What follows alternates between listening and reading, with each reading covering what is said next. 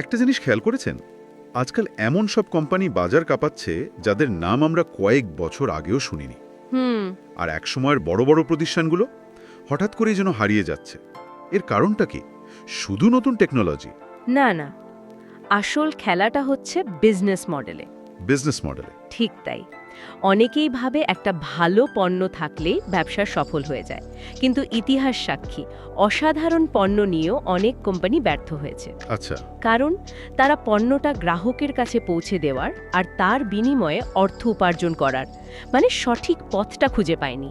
যেমন অ্যাপল, ওরা শুধু একটা সুন্দর মিউজিক প্লেয়ার মানে আইপড বানায়নি, তারা আইটিউনস দিয়ে গান কেনা এবং শোনার পুরো অভিজ্ঞতাটাই বদলে দিয়েছিল। ওটাই ছিল তাদের আসল জাদু। তার মানে আজ আমরা একটা রহস্য সমাধানের চেষ্টা করব, কেন কিছু কোম্পানি রকেটের গতিতে সফল হয় আর কিছু বিশাল আয়োজন করেও হারিয়ে যায়। আর এর উত্তরটা প্রায়ই তাদের পণ্যে নয়, বরং তাদের বিজনেস মডেলে লুকিয়ে থাকে। আর এই রহস্যের নকশাটা খুঁজে বের করতে আমাদের হাতে আছে আলেকজান্ডার ওস্টারওয়াল্ডার এবং ইভ স্পিনিয়রের লেখা বিজনেস মডেল জেনারেশন বইটি। আজ আমরা এই বইয়ের মূল টুল বিজনেস মডেল ক্যানভাস ব্যবহার করে এই নকশাটাকেই ডিকোড করব। বেশ, তাহলে শুরু করা যাক। এই যে বিজনেস মডেল ক্যানভাস, এই শব্দটা শুনলেই মনে হয় বিশাল কোনো চার্ট বা জটিল ডায়াগ্রামের ব্যাপার। এটা কি আসলে ওরকম কিছু? মজার ব্যাপার হলো ঠিক তার উল্টো। এর সবচেয়ে বড় শক্তিটাই হলো এর সরলতা। সরলতা? হ্যাঁ, এটা মূলত একটা এক পাতার ভিজুয়াল টুল, বলতে পারেন ব্যবসার একটা ব্লুপ্রিন্ট।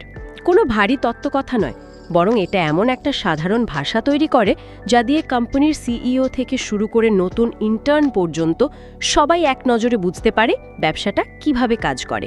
এক পাতায় পুরো ব্যবসা কিভাবে সম্ভব? এটা সম্ভব কারণ এটি পুরো ব্যবসাকে 9টি মূল বিল্ডিং ব্লকে ভাগ করে ফেলে। 9টা ব্লক?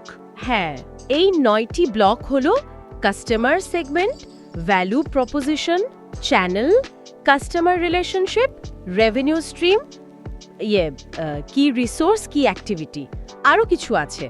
আচ্ছা, শব্দ হয়তো আজ আলোচনা করা সম্ভব না। না না, এর প্রত্যেকটি গুরুত্বপূর্ণ, কিন্তু আজ আমরা সবচেয়ে প্রভাবশালী কয়েকটি, যেমন ধরুন গ্রাহক, তাদের কি ভ্যালু দেওয়া হচ্ছে এবং কিভাবে আয় করা হচ্ছে, এই বিষয়গুলো নিয়ে গভীরে যাব, কারণ এখানেই বেশিরভাগ ব্যবসার ভাগ্য নির্ধারিত হয় আর কি। ওকে, তাহলে প্রথম ব্লক কাস্টমার সেগমেন্টস।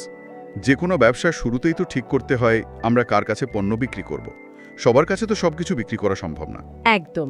এই বইতে কি গ্রাহকদের আলাদা আলাদা করে চেনার কোনো উপায় বলা হয়েছে? হ্যাঁ, এবং এটা খুব গুরুত্বপূর্ণ একটা ধাপ। বইতে বলা হচ্ছে আমাদের পরিষ্কারভাবে জানতে হবে আমরা কাদের জন্য ভ্যালু তৈরি করছি। আচ্ছা। যেমন কিছু ব্যবসা ম্যাস মার্কেট বা গণমানুষের জন্য পণ্য বানায়, ধরুন কোকাকোলা, তাদের কোনো নির্দিষ্ট গ্রাহক গোষ্ঠী নেই। মানে সবার জন্য? হ্যাঁ, আবার কিছু ব্যবসা আছে যারা খুবই ছোট আর নির্দিষ্ট একটা গোষ্ঠীর জন্য কাজ করে, যাকে বলে নিশ মার্কেট। যেমন কোনো কোম্পানি হয়তো শুধু পেশাদার পর্বতারোহীদের জন্য বিশেষ জুতো বানায়। কিন্তু আজকাল তো এমন অনেক কোম্পানি দেখি যারা একাধিক ধরনের গ্রাহকের ওপর নির্ভর করে। যেমন ধরুন উবার যাত্রী আর চালক দুটোই দরকার। হ্যাঁ, এটা তো দারুণ একটা উদাহরণ। একেই বইয়ের ভাষায় বলা হয় multi sided platform. Multi sided platform? ঠিক, এখানে দুই বা তার বেশি পরস্পর নির্ভরশীল গ্রাহক গোষ্ঠী থাকে। যেমন একটা ক্রেডিট কার্ড কোম্পানির কথাই ভাবুন, তাদের জন্য কার্ড ব্যবহারকারীরা যেমন জরুরি, তেমনই জরুরি সেই সব দোকানদার যারা ওই কার্ড গ্রহণ করেন। এক পক্ষ না থাকলে অন্য পক্ষের কোনো মানেই হয় না। একদম। এই মডেলগুলো বোঝা খুব জরুরি, কারণ বর্তমান ডিজিটাল অর্থনীতির বেশিরভাগ সফল ব্যবসায় এই নীতির ওপর দাঁড়িয়ে আছে। বেশ, গ্রাহক তো বোঝা গেল, কিন্তু পরের প্রশ্ন হলো আমরা তাদের ঠিক কি দিচ্ছি যার জন্য তারা আমাদের কাছে আসবে। এখানেই তো ভ্যালু প্রপোজিশন শব্দটা আসে। কিন্তু সত্যি বলতে এই শব্দটা তো সব কোম্পানি ব্যবহার করে। এটা কি শুধুই একটা কর্পোরেট বুলি নয়? বাস্তবে একটা ভালো ভ্যালু প্রপোজিশনকে সাধারণ মার্কেটিং স্লোগান থেকে আলাদা করব কিভাবে? খুব গুরুত্বপূর্ণ একটা প্রশ্ন। ভ্যালু প্রপোজিশন কোনো মার্কেটিং স্লোগান নয়, এটা হলো আপনার প্রতিশ্রুতির মূল অংশ। আপনি গ্রাহকের কোন সমস্যার সমাধান করছেন বা কোন চাহিদা পূরণ করছেন। আচ্ছা। বইটিতে বলা হয়েছে এটা বিভিন্ন উপায় হতে পারে। সবচেয়ে সহজ উপায় হলো পারফরমেন্স বাড়ানো, মানে আগের চেয়ে ভালো বা দ্রুতগতির কিছু তৈরি করা। যেমনটা কম্পিউটার ইন্ডাস্ট্রিতে সবসময় হয়ে আসছে। অথবা সম্পূর্ণ নতুন কিছু? হ্যাঁ, অথবা সম্পূর্ণ নতুনত্ব নিয়ে আসা, যা আগে ছিলই না, যেমন প্রথম মোবাইল ফোনের আবিষ্কার। কিন্তু সবসময় তো নতুন কিছু আবিষ্কার করা বা পারফরমেন্স বাড়ানো সম্ভব হয় না। একদমই না। আর এখানেই সৃজনশীলতার সুযোগ। যেমন ধরুন কাস্টমাইজেশন, অর্থাৎ প্রত্যেক গ্রাহকের জন্য আলাদা করে পণ্য বা সেবা তৈরি করা। কিন্তু আমার সবচেয়ে পছন্দের উদাহরণ হলো কাজটি সম্পন্ন করে দেওয়া। কাজটি সম্পূর্ণ করে দেওয়া। এর সেরা উদাহরণ রোলস রয়েস। তারা এয়ারলাইন্সগুলোর কাছে জেট ইঞ্জিন বিক্রি করে না। বিক্রি করে না? তাহলে এয়ারলাইন্সগুলো ইঞ্জিন পায় কিভাবে? তারা ইঞ্জিনগুলো ব্যবহার করতে দেয় এবং রক্ষণাবেক্ষণের পুরো দায়িত্ব নেয়। ও আচ্ছা। এয়ারলাইন্সগুলো প্রতি ঘন্টা ইঞ্জিন ব্যবহারের জন্য রোলস রয়েসকে টাকা দেয়। এতে এয়ারলাইন্সগুলোর বিশাল অঙ্কের প্রাথমিক বিনিয়োগ বেঁচে যায় এবং ইঞ্জিন রক্ষণাবেক্ষণের মতো জটিল বিষয়ে মাথা ঘামাতে হয় না। মানে তারা তাদের মূল কাজ, অর্থাৎ যাত্রী পরিবহনে মনোযোগ দিতে পারে। একদম। রোলস রয়েস শুধু ইঞ্জিন দিচ্ছে না, তারা নির্ভরযোগ্য ফ্লাইট আওয়ার বা বলতে পারেন মাথার শান্তি বিক্রি করছে। এটাই একটা শক্তিশালী ভ্যালু প্রপোজিশন। রোলস রয়েসের মডেলটা ইন্টারেস্টিং, কিন্তু এটা তো তাদের জন্য বিশাল ঝুঁকির। যদি সব ইঞ্জিন একসাথে রক্ষণাবেক্ষণের জন্য চলে আসে বা কোনো বড় ধরনের যান্ত্রিক ত্রুটি দেখা দেয়, এই মডেল কিভাবে সেই ঝুঁকি সামলায়? চমৎকার প্রশ্ন। আর এখানে গ্রাহকের প্রতি সহানুভূতি বা গ্রাহককে গভীরভাবে বোঝার বিষয়টি আসে, যা এই বইয়ের ডিজাইন প্রক্রিয়ার একটি মূল অংশ।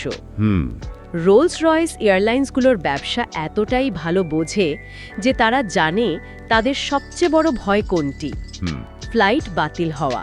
অবশ্যই। তাই রোলস রয়েস নিজেদের ডেটা অ্যানালিটিক্স এবং ইঞ্জিনিয়ারিং এতটাই উন্নত করেছে যে তারা আগে থেকেই বলতে পারে কোন ইঞ্জিনে কখন সমস্যা হতে পারে। তারা ঝুঁকিটা নিজের ঘাড়ে নিয়ে গ্রাহককে সবচেয়ে বড় ভ্যালুটা দিচ্ছে, আর তা হলো ঝুঁকি কমানো। দারুণ। ভ্যালু দেওয়া হলো, গ্রাহকও পাওয়া গেল। এবার আসল কথায় আসা যাক, টাকা। ব্যবসা তো চালাতে হবে।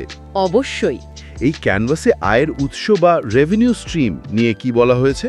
আয়ের উপায় অনেক হতে পারে। সবচেয়ে পুরনো আর পরিচিত উপায় হল সম্পদ বিক্রি, অর্থাৎ কোনো পণ্যের মালিকানা দিয়ে দেওয়া, যেমন দোকানে চাল ডাল বিক্রি করা। আচ্ছা। আরেকটা হলো ব্যবহার ফি, মানে আপনি যতখানি ব্যবহার করবেন ততখানি পয়সা দেবেন, যেমন হোটেলে এক রাত থাকার ভাড়া বা মোবাইলে কথা বলার জন্য মিনিট প্রতি চার্জ। কিন্তু এখন তো সাবস্ক্রিপশন মডেলের যুগ, সবাই মাসিক বা বাৎসরিক ফি চাইছে। ঠিক, এটাই হলো সাবস্ক্রিপশন ফি।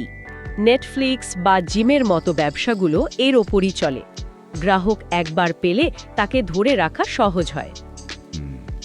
এছাড়া আরও কিছু মডেল আছে, যেমন লাইসেন্সিং, যেখানে কোনো সফটওয়্যার বা পেটেন্টের সত্ত্ব নিজের কাছে রেখে অন্যকে ব্যবহার অনুমতি দেওয়া হয়। আর অবশ্যই বিজ্ঞাপন তো আছেই, যেটা এখন প্রায় সবাই ব্যবহার করছে। হ্যাঁ, আগে শুধু মিডিয়া কোম্পানিগুলো এটা করত, এখন গুগল থেকে ফেসবুক সবাই এই মডেলে চলছে। এই ব্লগগুলোর কথা শুনে মনে হচ্ছে এগুলো যেন ব্যবসার লেগো পিস। ঠিক।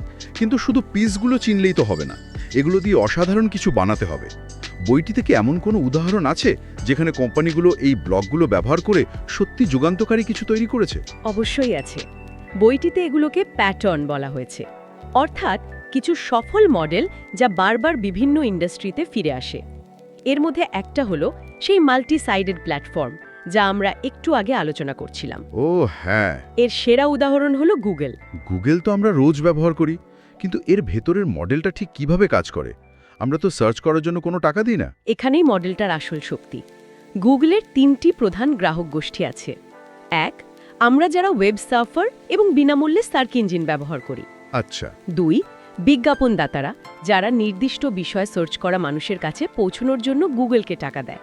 আর 3, কন্টেন্ট মালিকরা, যারা নিজেদের ওয়েবসাইটে গুগলের বিজ্ঞাপন দেখিয়ে কিছু আয় করে। তার মানে গুগল একটা গোষ্ঠীকে, মানে আমাদের, সম্পূর্ণ বিনামূল্যে সেবা দিয়ে কোটি কোটি ব্যবহারকারীকে নিজের প্ল্যাটফর্মে নিয়ে আসে। হ্যাঁ। আর এই বিশাল সংখ্যক ব্যবহারকারী বিজ্ঞাপনদাতাদের আকর্ষণ করে। একদম। আর এটাই ছিল আসল বিপ্লব। গুগলের আগে বিজ্ঞাপন ছিল অনেকটা আন্দাজের ওপর। বিলবোর্ডে বা টিভিতে বিজ্ঞাপন দিয়ে আশা করা হতো যে সঠিক গ্রাহক তা দেখবে। গুগল এসে বিজ্ঞাপনকে একটা সায়েন্টিফিক টুল বানিয়ে দিল, প্রতিটি ক্লিকের মাধ্যমে জানা যায় বিজ্ঞাপনটি কাজ করছে কিনা। এই ডেটা ভিত্তিক পদ্ধতিটাই পুরনো মিডিয়া সাম্রাজ্যকে ভেঙে দিয়েছে। তার মানে এক গ্রুপকে ভর্তুকি দিয়ে অন্য গ্রুপ থেকে আয় করা, ঠিক তাই। বিনামূল্যে কিছু দিয়ে ব্যবসা করা, এই ধারণাটাই খুব আকর্ষণীয়। এই ফ্রি মডেল নিয়ে বইটিতে আর কি বলা হয়েছে? ফ্রি মডেলের মধ্যে সবচেয়ে জনপ্রিয় প্যাটার্নগুলোর একটি হলো ফ্রিমিয়াম, যা ফ্রি এবং প্রিমিয়াম শব্দ দুটি মিলিয়ে তৈরি। ফ্রিমিয়াম এখানে মৌলিক সেবা বিনামূল্যে দেওয়া হয়, কিন্তু উন্নত বা অতিরিক্ত ফিচারের জন্য টাকা নেওয়া হয়। যেমন স্কাইপ বা ড্রপবক্স। একেবারে ঠিক। স্কাইপে আপনি স্কাইপ ব্যবহারকারী অন্য কাউকে বিনামূল্যে কল করতে পারেন, কিন্তু কোনো ল্যান্ডলাইন বা মোবাইল নম্বরে কল করতে গেলে আপনাকে টাকা দিতে হবে। আচ্ছা, এর পেছনের চিন্তাটা হলো, যদি লক্ষ লক্ষ মানুষ বিনামূল্যে সেবাটি ব্যবহার করা শুরু করে, তাদের মধ্যে খুব অল্প কিছু শতাংশ যদি প্রিমিয়াম সেবার জন্য টাকা দেয়, তাহলেই পুরো ব্যবসাটা লাভজনক হয়ে যাবে। কিন্তু এই মডেলে তো একটা বড় ঝুঁকিও আছে। যদি যথেষ্ট সংখ্যক মানুষ প্রিমিয়াম গ্রাহক না হয়, যদি সবাই শুধু ফ্রি সেবাটাই ব্যবহার করতে থাকে। এটাই ফ্রিমিয়াম মডেলের সবচেয়ে বড় চ্যালেঞ্জ। আর এখানেই বইয়ের ডিজাইন প্রক্রিয়ার আরেকটি গুরুত্বপূর্ণ ধাপ, প্রোটোটাইপিং এবং আইডিয়া তৈরির ভূমিকা চলে আসে। কিভাবে? ভাবুন তো, স্কাইপের নির্মাতারা নিশ্চয়ই প্রথম দিনেই প্রিমিয়াম মডেল নিয়ে ভাবেনি। তারা হয়তো প্রথমে শুধু ফ্রি কল করার একটা সাধারণ প্রোটোটাইপ বানিয়েছিল। যখন তারা দেখল যে লক্ষ লক্ষ মানুষ এটা ব্যবহার করছে এবং পছন্দ করছে, তখন তারা বিভিন্ন আইডিয়া নিয়ে ব্রেনস্টর্ম করতে শুরু করলো। এখান থেকে আয় করা যায় কিভাবে। তারপর তারা ছোট করে পরীক্ষা করে দেখেছে। একদম। সফল ব্যবসায়িক মডেল একদিনে তৈরি হয় না, এটা ক্রমাগত পরীক্ষা নিরীক্ষার ফসল। আরেকটা মডেলের কথাও তো প্রায়ই শোনা যায়, বেইট অ্যান্ড হুক, বাংলায় যাকে বলে টোপ ও বড়শি। এটাও কি এই ফ্রি মডেলের অংশ? হ্যাঁ, এবং এটি খুব পুরনো কিন্তু আজও অত্যন্ত প্রভাবশালী একটি প্যাটার্ন। এই মডেলে একটি প্রাথমিক পণ্য অর্থাৎ টোপ খুব সস্তায় বা বিনামূল্যে দেওয়া হয়, কিন্তু আসল লাভ করা হয় এর সঙ্গে সম্পর্কিত পণ্য বা পরিষেবা থেকে, যেটা গ্রাহককে বারবার কিনতে হয়। হ্যাঁ, এর ক্লাসিক উদাহরণ হলো জিলেট। তারা রেজারের হাতল প্রায় বিনামূল্যে দিয়ে দেয়, কিন্তু তাদের আসল এবং ধারাবাহিক লাভ আসে ডিসপোজেবল ব্লেড বিক্রি থেকে। মজার ব্যাপার হলো, এই বেইট অ্যান্ড হুক মডেলটা আমরা প্রিন্টারের ক্ষেত্রে সবচেয়ে বেশি দেখি। প্রিন্টার খুব সস্তায় কিনে ফেলি, কিন্তু কালি কিনতেই পকেট খালি হয়ে যায়। ঠিক ধরেছেন, এটা জিলেটের মডেলেরই আধুনিক সংস্করণ। মোবাইল ফোন কোম্পানিগুলো তো? হ্যাঁ, মোবাইল ফোন কোম্পানিগুলো একই কাজ করে। তারা হয়তো একটা দামি হ্যান্ডসেট বিনামূল্যে বা অনেক কম দামে দিয়ে দেয়, কিন্তু আপনাকে 2 বছরের ব্যয়বহুল চুক্তিতে আবদ্ধ করে ফেলে। টোপ দিয়ে আকর্ষণ করা, কিন্তু লাভটা দীর্ঘমেয়াদে। ঠিক। তাহলে যা বোঝা যাচ্ছে, একটি সফল ব্যবসায়িক মডেল ডিজাইন করার জন্য শুধু কিছু ব্লক বা প্যাটার্ন জানাই যথেষ্ট নয়, এর জন্য একটা বিশেষ মানসিকতা দরকার। একদম। বইটিতে এই মানসিকতাকেই ডিজাইন ভিত্তিক চিন্তাভাবনা বলা হয়েছে। এর মানে হলো, অ্যানালিস্টের মতো শুধু স্প্রেডশিট আর ডেটা নিয়ে বসে না থেকে একজন ডিজাইনারের মতো সৃজনশীল হতে হবে। আচ্ছা। গ্রাহককে গভীরভাবে বুঝতে হবে, নতুন নতুন ধারণা নিয়ে খেলতে হবে, সেগুলোকে দৃশ্যমান করতে হবে এবং ছোট ছোট প্রোটোটাইপ বানিয়ে পরীক্ষা করতে হবে। এই ভিজুয়াল থিঙ্কিং বা দৃশ্যমান চিন্তার ব্যাপারটা আরেকটু ব্যাখ্যা করবেন? অবশ্যই। ধরুন, একটা টিম নতুন বিজনেস মডেল নিয়ে আলোচনা করছে। তারা যদি শুধু কথা বলতে থাকে, তাহলে অনেক আইডিয়া হারিয়ে যায় বা ঠিকমতো বোঝা যায় না। কিন্তু তারা যদি একটা বড় ক্যানভাসে পোস্টেড নোট ব্যবহার করে আইডিয়াগুলো সাজাতে থাকে, গ্রাহক কারা, তাদের কি ভ্যালু দেওয়া হবে, আয় আসবে কোথা থেকে, তখন পুরো ছবিটা চোখের সামনে চলে আসে। তখন আলোচনা করা সহজ হয়। হ্যাঁ, তখন সবাই মিলে আইডিয়াগুলো নাড়াচাড়া করতে পারে, সংযোগ খুঁজে বের করতে পারে এবং কোথায় ঘাটতি আছে তা সহজে ধরতে পারে। এটা আলোচনাকে অনেক বেশি গতিশীল এবং ফলপ্রসূ করে তোলে। তাহলে আজকের আলোচনা থেকে আমরা যা শিখলাম তা হলো, বিজনেস মডেল জেনারেশন বইটি আমাদের হাতে একটি শক্তিশালী টুল, বিজনেস মডেল ক্যানভাস তুলে দেয়। ঠিক। যা দিয়ে যে কোনো ব্যবসার জটিল গঠনকে খুব সহজে এক পৃষ্ঠায় বোঝা যায়। এটা অনেকটা ব্যবসার এক্সরে প্লেটের মতো। ঠিক। এটি আমাদের সাহায্য করে জঙ্গলের মধ্যে হারিয়ে না গিয়ে পুরো বনটার একটা স্পষ্ট চিত্র পেতে। আমরা গুগল, জিলেট এবং স্কাইপের মতো কোম্পানির বাস্তব উদাহরণ দিয়ে মাল্টিসাইডেড প্ল্যাটফর্ম এবং ফ্রিমিয়ামের মতো কিছু প্রভাবশালী প্যাটার্ন সম্পর্কে জেনেছি।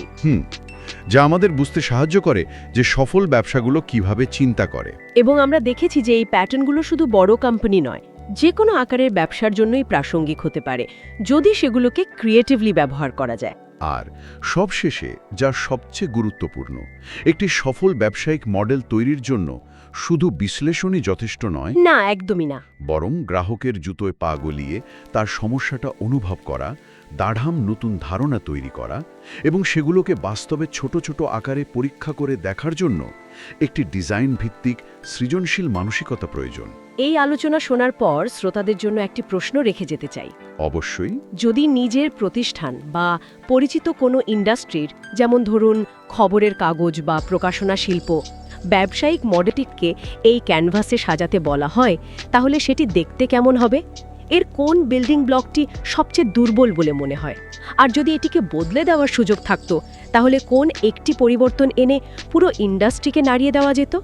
এই প্রশ্নটি নিয়ে ভাবলে হয়তো নতুন কোনো উদ্ভাবনী ধারণা বেরিয়ে আসতে পারে।